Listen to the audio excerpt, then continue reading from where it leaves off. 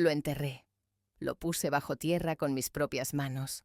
Dejé un ramo de sus rosas blancas favoritas sobre su ataúd y lloré cada noche mirando su foto durante exactamente 10 años. Pero ayer por la mañana en el supermercado, en el pasillo de los cereales, vi a ese hombre muerto. No solo se parecía, era él. Ese pequeño lunar en su nuca, ese temblor en su mano izquierda. Incluso su costumbre de oler la fruta al elegirla era la misma. Los muertos no hacen la compra, ¿verdad?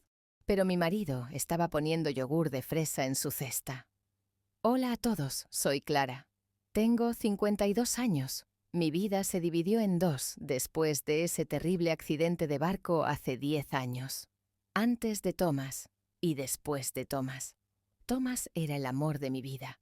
Era un marido perfecto, o eso creía yo. Un fin de semana dijo, «Me voy a pescar, mi vida, necesito despejar la mente». Y salió al mar con su barco. Esa noche estalló una tormenta. La guardia costera solo encontró restos del barco. Su cuerpo nunca fue encontrado. Lo buscaron durante semanas, pero no estaba. Finalmente, se emitió un certificado de defunción diciendo que se había perdido en el mar. ¿Qué hice yo? Me derrumbé. Para colmo, una semana después de la muerte de Thomas, llegaron los agentes de embargo a casa. Resulta que Thomas había llevado la empresa a la quiebra y tenía deudas millonarias con usureros. Perdí nuestra casa, vendí mi coche, trabajé de camarera durante 10 años para pagar esas deudas. Pobre Thomas, decía siempre. Se suicidó por las deudas, saltó al mar. Me culpé a mí misma. Pero ayer era domingo por la mañana. Había ido al gran supermercado en el otro extremo de la ciudad, en ese barrio rico, porque había conseguido un trabajo de limpieza especial allí. Cuando terminé mi trabajo, entré al supermercado para comprarme un sándwich. Mientras caminaba entre los pasillos, olí ese aroma, el perfume de Thomas. Ese olor especial, caro y amaderado. Imposible, me dije. Hace años que dejaron de fabricar este perfume. Giré la cabeza. A 3 pasillos de distancia había un hombre de espaldas.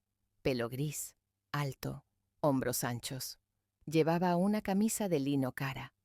Los latidos de mi corazón empezaron a resonar en mi garganta. El hombre levantó la mano y tomó un paquete de café del estante, su mano izquierda.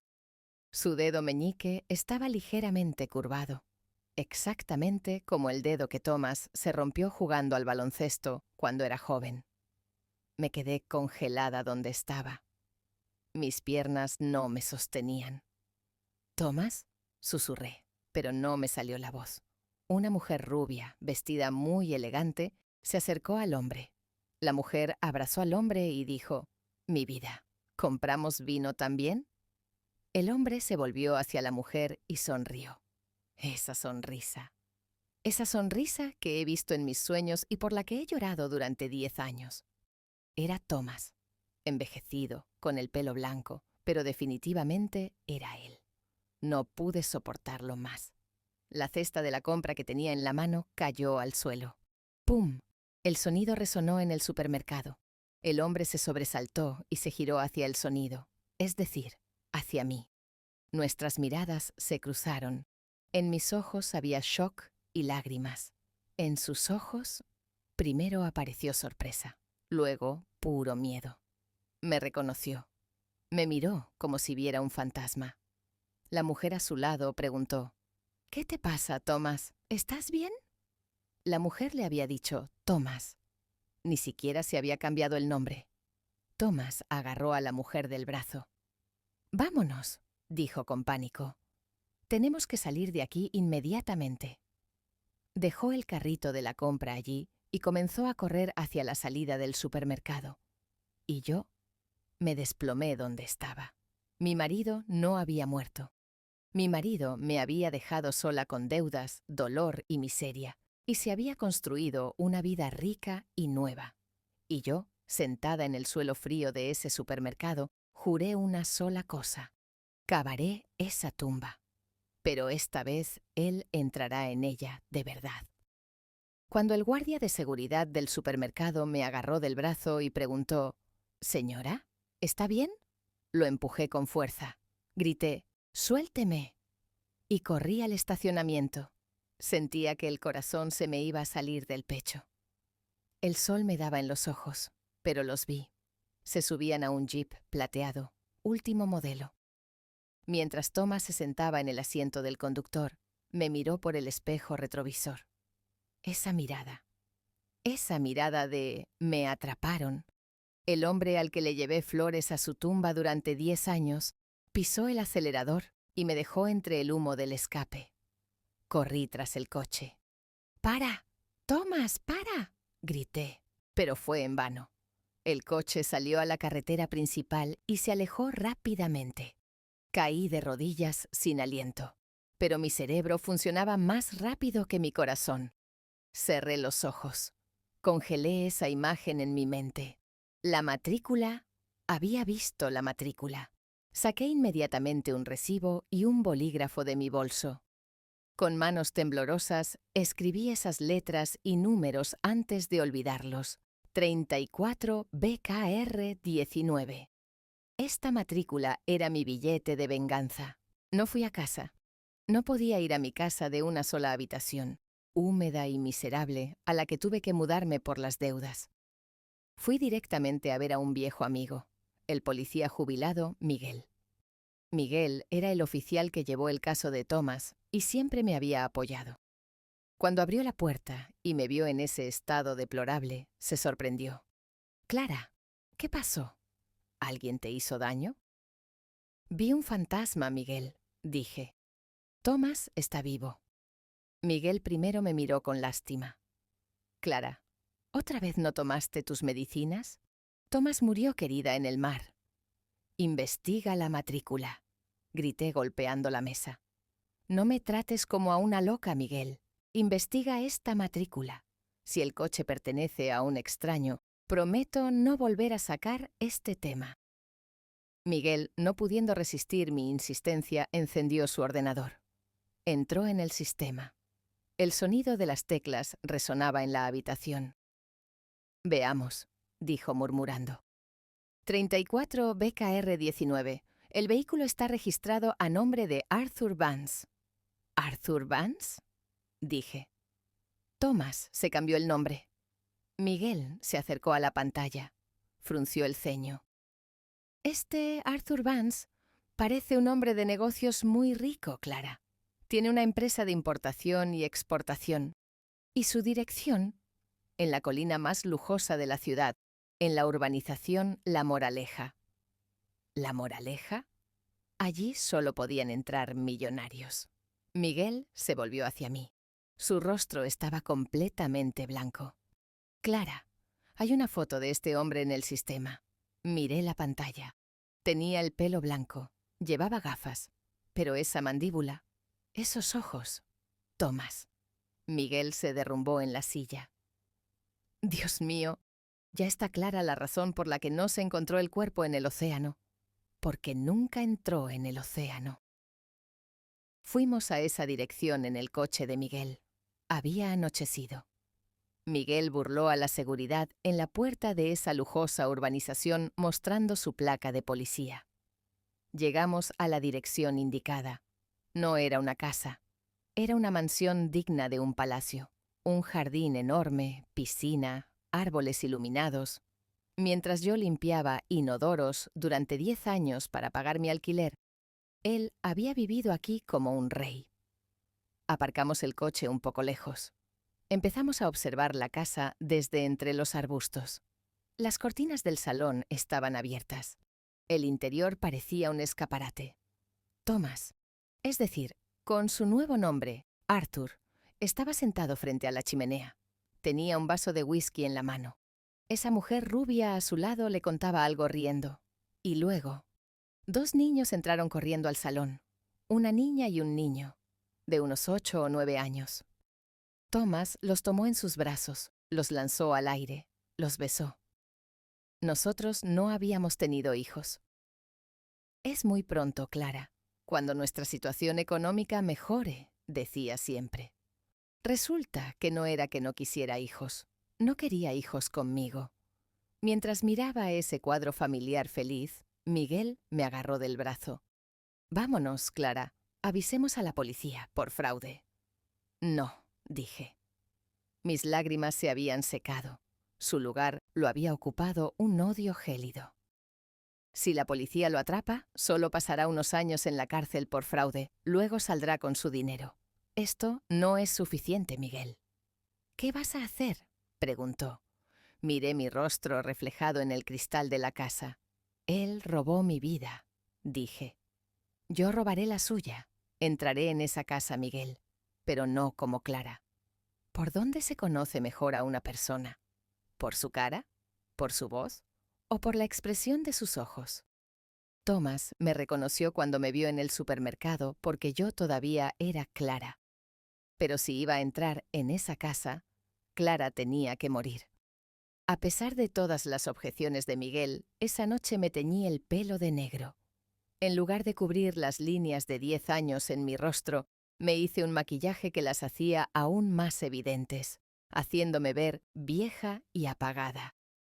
Me puse unas gafas sin graduación, pero de montura gruesa. Cuando me miré en el espejo, no vi a esa pobre mujer que lloraba a su marido. Vi a Marta, que no tenía nada que perder. Al día siguiente, utilizando las conexiones policiales de Miguel, averiguamos la agencia de empleo que servía a esa zona. La suerte estaba del lado de los valientes. La sirvienta en la casa de Thomas. Es decir, del señor Arthur. Había dejado el trabajo el día anterior. Quizás no pudo soportar los caprichos de esa mujer rubia. Fui a la agencia. Referencias falsas, un nombre falso. Marta López. «Tengo experiencia», dije. «Puedo quedarme interna, cuidar niños, nunca hago preguntas». Este es el tipo de empleado favorito de los ricos, los invisibles. La agencia me envió a una entrevista a esa maldita mansión el mismo día. Esa mujer rubia abrió la puerta de la casa. Su nombre era Sandra. Me escaneó de arriba a abajo. Miró mi ropa vieja, pero limpia. Mi postura sumisa. «Entra», dijo levantando la nariz. «Tus referencias parecen buenas, Marta, pero mis reglas son estrictas. Mi esposo Arthur quiere silencio en casa. Los niños son ruidosos. Tendrás que manejarlos. Y nunca, pero nunca entrarás en el despacho». «A sus órdenes, señora», dije inclinando la cabeza. Había engrosado mi voz a propósito, había cambiado mi acento. Pasamos al salón. Esos niños que Thomas tomó en brazos en el supermercado estaban jugando con sus tabletas en el sofá. Intentaría calmar el dolor de no poder tener mis propios hijos mirando a estos niños. Pero el odio en mi interior era tan grande que incluso la inocencia me molestaba. Mientras Sandra hacía preguntas, mi ojo se fijó en el enorme cuadro en la pared. La foto de boda de Thomas y Sandra. Thomas parecía más feliz en esa foto que el día que se casó conmigo. El traje de novio que llevaba no era ese traje barato que yo le compré. Era un corte italiano, un traje que valía una fortuna. «Su esposo es muy guapo», dije, sin poder contenerme. Sandra sonrió. «Lo es, pero es adicto al trabajo. Vendrá en un momento». Al oír la frase «vendrá en un momento», sentí calambres en el estómago. ¿Estaba lista para enfrentarlo? ¿Me reconocería con este aspecto? Justo en ese momento, se escuchó el sonido de la puerta exterior abriéndose. Pasos pesados resonaron en el parquet. Mi vida, ya llegué. Esa voz que decía, la voz que escuché y con la que desperté en mis sueños durante 10 años. Sandra saltó de pie. Llegó Arthur. «Marta, ve a la cocina, prepara café. Vamos, rápido». Corrí a la cocina. Mi corazón latía en mis oídos. Encendí la máquina de café con manos temblorosas. Venían conversaciones del salón. «¿Cómo estás hoy, mi vida?», decía Thomas. Estaba un poco tenso después de ese extraño incidente en el supermercado ayer, pero ya pasó. «Ay, Arthur», dijo Sandra. «Te amargaste todo el día solo porque una mujer loca te miró. Olvídalo». ¿Olvidarlo? Preparé la bandeja, 2 tazas de café. Respiré hondo en la puerta de la cocina. El escenario es tuyo, Marta, me dije a mí misma. Entré al salón. Thomas, de espaldas a mí, se estaba quitando la chaqueta. «¿Su café, señor?», dije. Thomas se giró. Nuestras miradas se cruzaron. Me miró. Miró esas gafas gruesas, el pelo negro, la postura jorobada. Entrecerró los ojos. 1 segundo. 2 segundos. Contuve la respiración. Si me reconocía, si decía «Clara», le arrojaría ese café caliente a la cara y me lanzaría a su cuello. Thomas extendió la mano hacia la taza sin apartar los ojos de mí. «¿Eres la nueva ayudante?», preguntó. Su voz era tranquila, pero sospechosa. «Sí, señor», dije. «Me llamo Marta». «Marta», repitió, como si estuviera probando el sonido. Luego sonrió, pero era una sonrisa fría y distante. «Tomo mi café sin leche, Marta. Será mejor que aprendas esto». Se dio la vuelta y se sentó en el sillón. No me había reconocido, o fingía no reconocerme, pero yo me había infiltrado. El caballo de Troya ya estaba dentro del castillo, y esta noche, mientras él dormía, comenzaría a colocar la dinamita en los cimientos de esta vida lujosa. Las 3 de la madrugada. La casa estaba sumida en el silencio. Thomas y Sandra dormían profundamente en el piso de arriba, en sus camas de plumas. Yo esperaba en la pequeña habitación de servicio de abajo, con los ojos fijos en el techo. Las noches de insomnio que pasé llorando a mi marido durante 10 años parecían haberme preparado para este momento. Me levanté de la cama en silencio. El parquet frío bajo mis pies me susurraba una sola cosa. «Si te atrapan, esta vez morirás de verdad, Clara». Salí al pasillo. Mi objetivo era ese despacho al que Sandra dijo «nunca entres». Thomas, es decir, Arthur, había colgado su chaqueta en el perchero al llegar a casa por la noche. Me dirigí al perchero. Palpé los bolsillos de la chaqueta. Mi mano tocó algo de metal, un manojo de llaves. Tomé las llaves con manos temblorosas. Fui a la puerta de la habitación. ¿Qué llave era? En el tercer intento, la cerradura giró silenciosamente. Clic. Entreabrí la puerta y me deslicé dentro. El interior olía fuertemente a puro y cuero. Encendí la luz de mi teléfono y me dirigí al escritorio. Revolví los cajones. Y cuando abrí el cajón inferior cerrado con llave, usando esa pequeña llave del manojo, se me cortó la respiración. Dentro había dinero, pasaportes emitidos a diferentes nombres. Arthur Vance, David Smith, Paul Miller. Mi marido era un estafador profesional, pero lo que realmente me destruyó fue esa pequeña caja de terciopelo debajo de los pasaportes. Abrí la caja. Dentro estaba mi anillo de bodas, el anillo que debería haber estado en su dedo el día que lo enterré, el que creí perdido en el fondo del mar. No lo había vendido, no lo había tirado, lo había guardado como una medalla de victoria, como un trofeo de caza. Mientras apretaba ese anillo en mi palma, mis uñas se clavaron en mi carne. El dolor afilaba aún más mi odio. Justo en ese momento, vino un crujido del techo. Alguien se había levantado de la cama. Los pasos se dirigieron a las escaleras. Pasos pesados y lentos. Thomas se había despertado. No podía huir.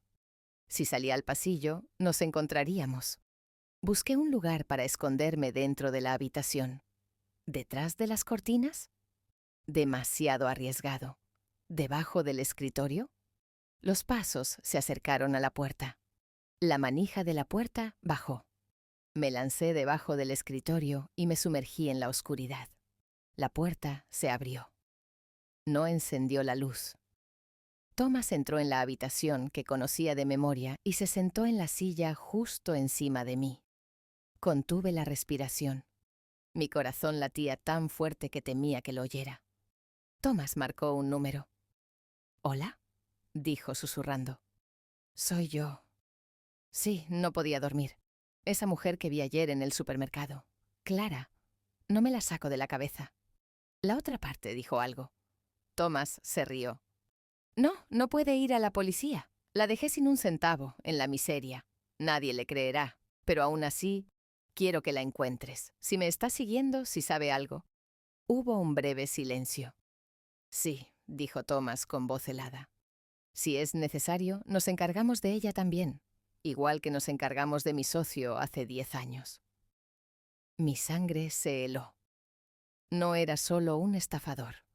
A su socio, es decir, al otro hombre en esa empresa en quiebra. ¿Lo había matado? El accidente de barco no fue solo una fuga, sino también el encubrimiento de un asesinato. Mi marido era un asesino, y ahora estaba dando la orden de mi muerte. Thomas colgó el teléfono. «Maldita sea, Clara», murmuró. «¿Por qué no te moriste simplemente?» Se levantó. Yo, debajo del escritorio, a sus pies, escuchaba mi propia sentencia de muerte. Justo cuando iba a salir de la habitación, mi zapatilla. Al entrar apresuradamente debajo del escritorio, esa zapatilla que se me salió del pie había quedado en el borde del escritorio, afuera. Thomas se detuvo. Se inclinó. Extendió su mano hacia la zapatilla. Thomas se inclinó. Tomó la zapatilla en su mano. Mi corazón estaba a punto de detenerse. Salí temblando de debajo del escritorio y gemí.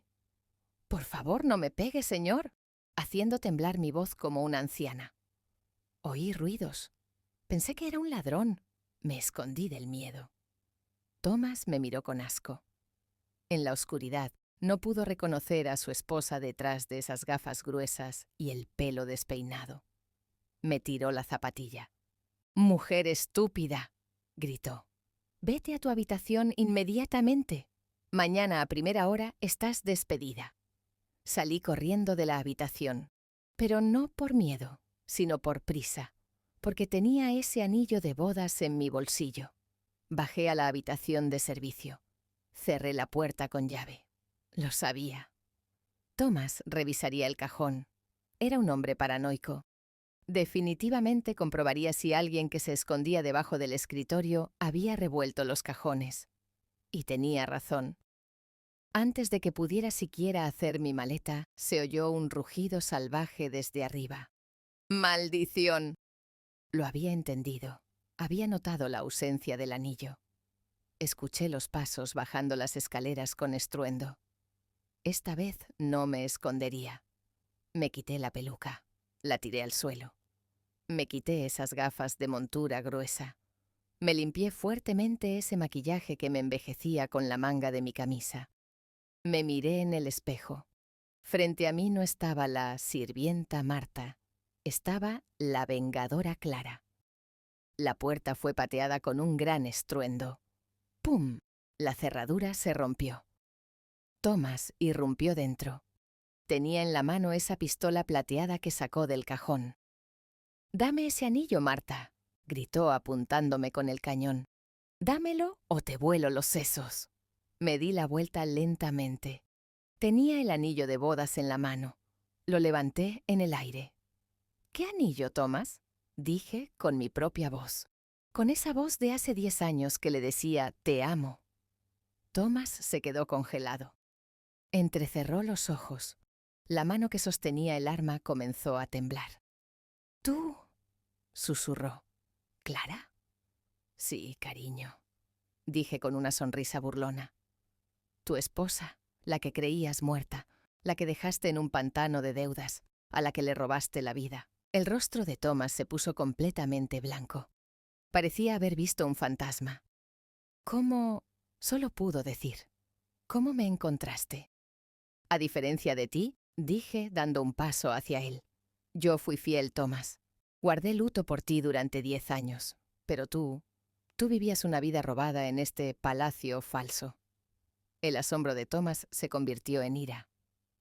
«No debiste venir aquí, Clara», dijo, amartillando el arma. Clic. «Debí haberte matado hace 10 años. Ahora tengo que hacerlo». En el momento en que iba a apretar el gatillo, las luces de la habitación se encendieron de repente. Sandra estaba en la puerta, la nueva esposa de Thomas. Tenía un monitor de bebé en la mano. Probablemente se despertó por el ruido. Sus ojos estaban abiertos como platos. «¿Arthur?», dijo temblando. «¿Qué está pasando?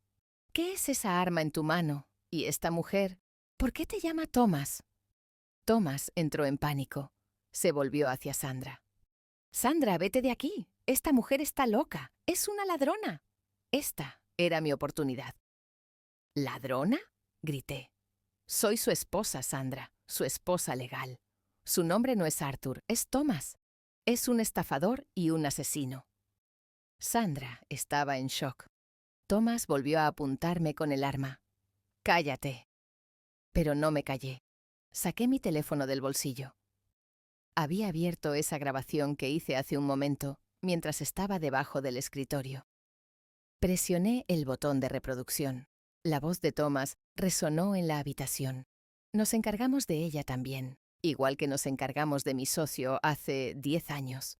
Sandra gritó. Thomas perdió el control. «Te voy a callar». Se abalanzó sobre mí. El arma se disparó. ¡Bam! Cuando el arma se disparó, cerré los ojos con fuerza y esperé un dolor frío. Pero lo único que sentí fueron trozos de vidrio golpeando mi cara. Thomas había fallado. La bala había destrozado el espejo justo al lado de mi cabeza. Con el shock del momento, Thomas intentó apretar el gatillo de nuevo, pero Sandra, esa mujer delicada y arreglada, se lanzó sobre su marido como una leona y se aferró a su brazo.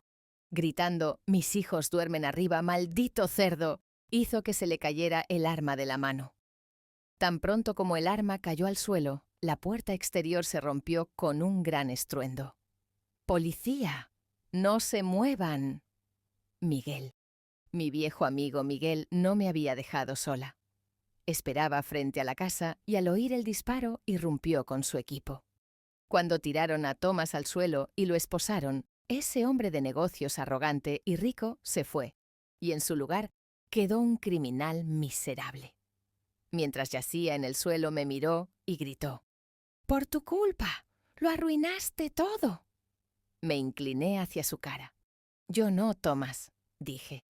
«Tú lo arruinaste todo cuando subiste a ese barco hace 10 años».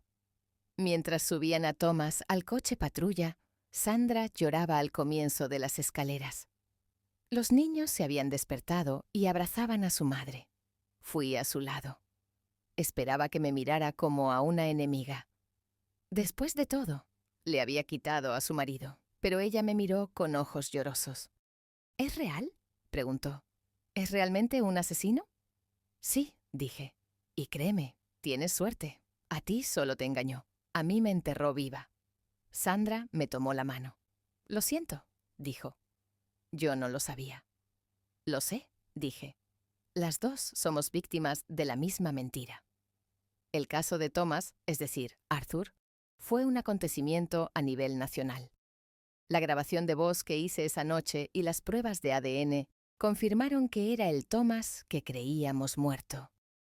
Fue juzgado no solo por fraude de seguros, sino también por asesinato cuando se descubrió que había matado a su socio desaparecido hace 10 años y lo había enterrado en hormigón. Fue condenado a cadena perpetua. Esa lujosa mansión, los coches, todo fue confiscado por el Estado y contado como pago de sus deudas. Ayer fui al cementerio de la ciudad, a la tumba donde lloré y dejé flores durante 10 años. Tenía un mazo en la mano. Miré la inscripción en la lápida que decía: «Querido esposo Thomas, descanse en paz». Y bajé el mazo. La piedra se rompió en pedazos. Junto con esa piedra, se rompieron la carga de 10 años en mis hombros. Las deudas, el sentimiento de culpa, todo. La tumba estaba vacía, pero ahora mi corazón estaba lleno. ¿Qué aprendimos de esta historia, amigos? La verdad tiene la costumbre de salir incluso de la tumba. Si un día la persona en su vida les parece demasiado perfecta, tal vez solo sea un buen actor. Soy Clara, la mujer que enterró a su marido 2 veces. La primera vez lo enterré con amor, la segunda con justicia. Y créanme, la segunda vez duerme mucho más tranquilo. Una última pregunta para ustedes. ¿Qué hubieran hecho ustedes? ¿Se hubieran dado la vuelta y se hubieran ido al verlo en ese supermercado? ¿O habrían entrado en esa casa y le habrían quitado la máscara como yo? Espero sus opiniones en los comentarios. Deseando una vida justa y honesta. Adiós.